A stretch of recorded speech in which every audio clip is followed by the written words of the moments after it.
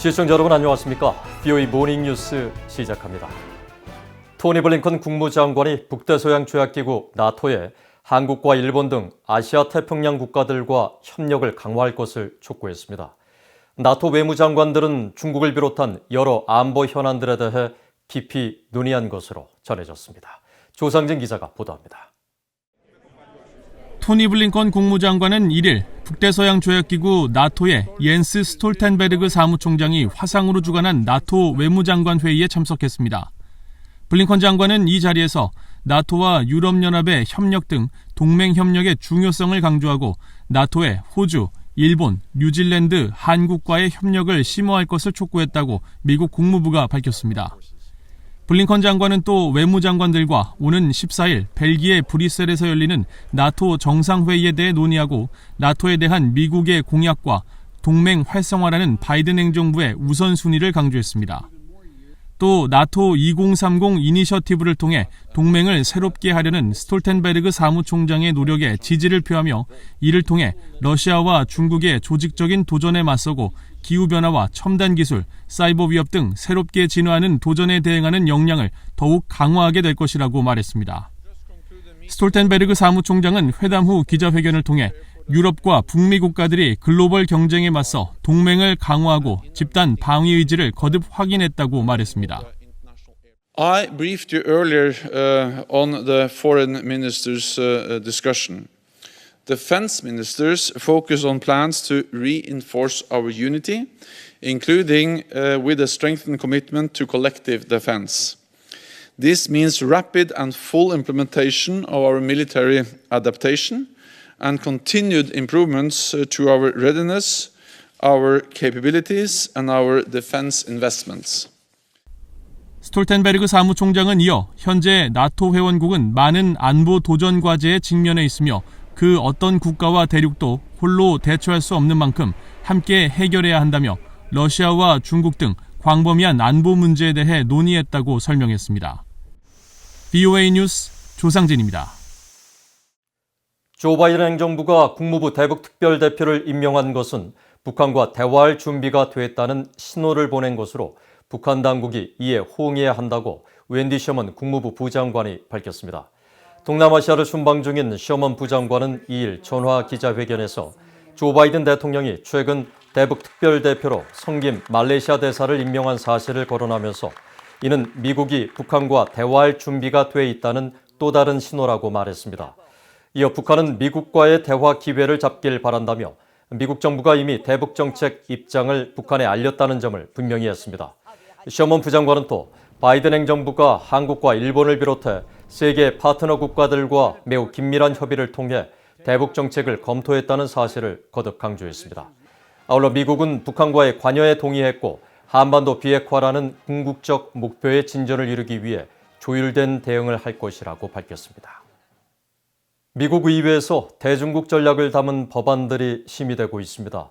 이 법안들은 중국의 대북 제재 이행을 압박하고 한국 등 동맹국과의 협력을 강화하도록 하는 내용이 담겼습니다.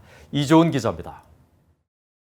현재 미국 의회 상원 본회의에서 활발하게 논의되고 있는 대중국 법안은 무한 국경 법안입니다.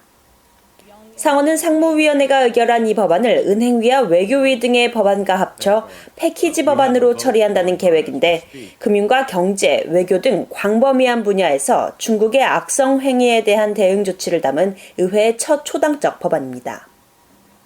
먼저 외교위에서 채택된 전략적 경쟁 법안은 중국을 염두에 둔 인도태평양 전략 수립을 위한 것으로 대북제재 이행 압박 조치가 포함됐습니다. 북한 정권이 완전하고 검증 가능하며 돌이킬 수 없는 비핵화 조치를 취할 때까지 최대 경제적 압박을 유지하는 것이 미국의 정책이라고 명시했습니다.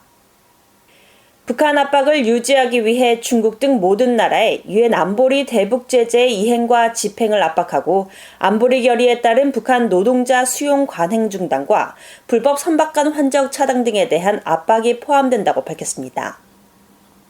아울러 중국과 중국 기업들이 유엔 제재 대상인 북한 기업과의 거래 중단과 북한의 핵과 탄도미사일 프로그램 물질 획득을 돕는 중국인 추방도 압박할 것을 촉구하는 내용이 담겼습니다. 미국과 일본, 한국, 필리핀, 호주, 타이완이 인도태평양 지역의 자유롭고 개방된 질서를 발전시키는데 핵심적인 동맹이며 이들 동맹 사이 미사일 방어와 정보 공유 등을 통해 외교와 경제, 안보 협력을 강화할 것도 촉구했습니다. 은행위원회의 중국 도전 대처 법안에도 대북 제재를 대중국 전략과 연계한 조항이 담겼습니다.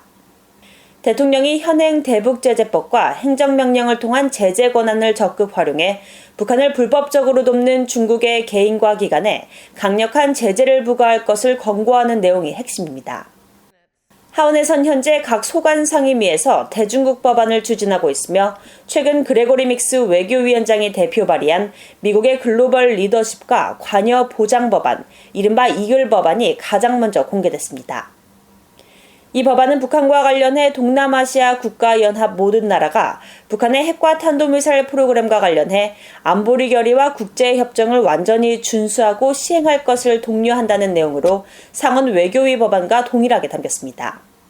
This is about securing a regional and international order for the 21st century built on progressive values, one that encourages healthy and fair economic competition, promotes global security and stability, and strengthens human rights around the world. 메넨데즈 위원장은 또 이 법안들이 21세기 전략적 경쟁이 지리경제학과 신기술 등 치열한 경쟁 분야에서 미국이 성공적으로 경쟁할 수 있도록 미국의 능력을 중심으로 진행될 것임을 인식하는 법안이 될 것이라고 강조했습니다. VOA 뉴스 이존입니다. 북한 당국이 최근 남포에 새 유류 하역 시설을 완공한 모습이 포착됐습니다. 남포에서는 유류 저장과 관련해 활발한 모습을 보이고는 있지만 이런 움직임과는 달리 최근 몇 개월 동안 북한 유조선들의 활동은 급감한 상태입니다. 함지아 기자입니다. 북한 남포에 건설된 새 유조선 정박시설입니다. 육지에서 약 120m의 연결 부위 끝으로 양옆에 각각 40m가량 되는 선박 접안용 구조물이 설치된 형태입니다. 이 시설의 육지 쪽에는 최근 완공된 약 10m 높이의 유류 탱크 3개가 들어섰습니다. 앞서 북한은 2019년 말부터 기존 유류 저장 시설이 밀집한 지역에서 서쪽으로 약 700m 떨어진 곳에 새로운 저장 시설로 유류 탱크 3개를 짓기 시작했으며 올해 초부터는 이 탱크 바로 앞바다에 유류 하역 저반 시설 공사를 시작한 바 있습니다. 북한이 유류 탱크와 저반 시설까지 완공하면서 북한은 기존 유류 저장 시설이 아닌 새로운 지역에서도 유류를 하역할 수 있게 된 것으로 추정됩니다. 북한은 이번 신규 유류 탱크 3개와는 별도로 새로운 유류 저장 시설들도 확충하는 모습을 보였습니다. 특히 지난해 12월에는 지름 약 32m의 원형 부지 4개와 25m 지름의 부지 1개가 조성된 것으로 나타났는데 지난달 촬영된 위성사진을 통해 이들 부지에 자재가 놓이고 주변에 덤프트럭이 발견되는 등 공사가 한창이란 사실이 확인됐습니다. 반면에 유류 저장시설 확충 움직임과 대조적으로 최근 이곳을 드나드는 유조선의 수는 급감한 상태입니다.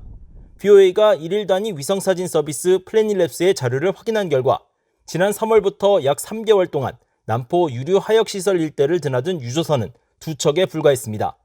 예년에는 최소 3일에 한 번꼴로 대형 유조선이 정박했다가 사라졌었고 신종 코로나 바이러스로 국경이 봉쇄됐던 지난해 같은 기간 20여 척에 비해서도 급감한 수치입니다. 북한이 외화 부족 상황을 겪으면서 유류 반입이 사실상 중단됐을 것이란 관측이 나옵니다. They're not exporting anything, so they probably don't have a lot of cash. All of this refined oil that they import, the gasoline or kerosene, they have to pay for it. Nobody's giving it to them. 북한 엘리트 출신으로 중국 등에서 석탄 무역업에 종사했던 탈북민 이현승 씨도 같은 분석을 내놨습니다.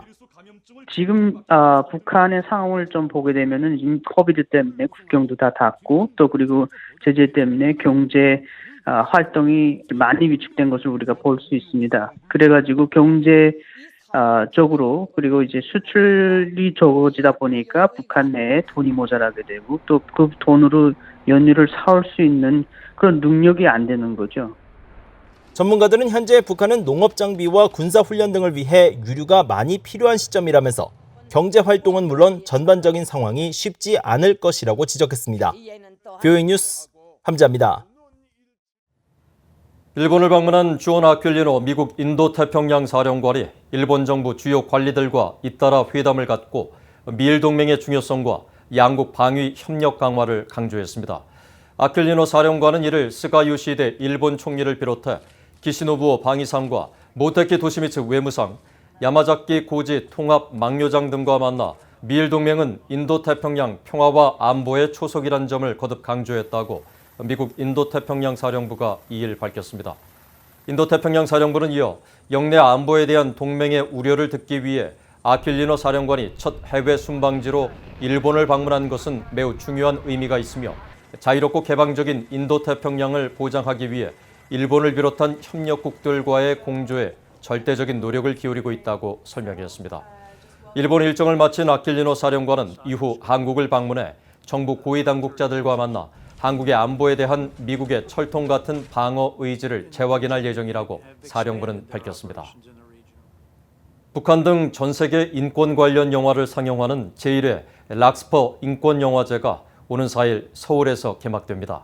한국의 북한인권단체인 사단법인 물망초는 오는 4일부터 사흘간 서울 명보 아트시네마에서 제1회 서울 락스퍼 인권영화제를 개최한다며 북한 인권만이 아니라 인류 보편적 가치인 인권에 대해 조명하기 위해 이 영화제를 기획했다고 밝혔습니다.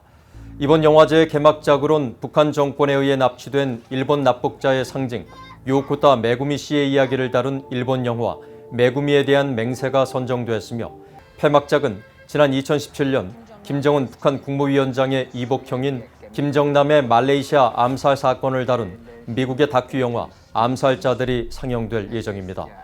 또 영화제 기간엔 물망초 전쟁범죄조사위원회 주관으로 한일 납북자 문제를 다루는 특별 인권 세미나도 함께 열리며 이 자리엔 일본인 납북자 실태와 해결 전망, 한국 전쟁 중 강제 납북과 실종, 노역 등에 관한 증언도 이뤄질 것이라고 주최 측은 밝혔습니다.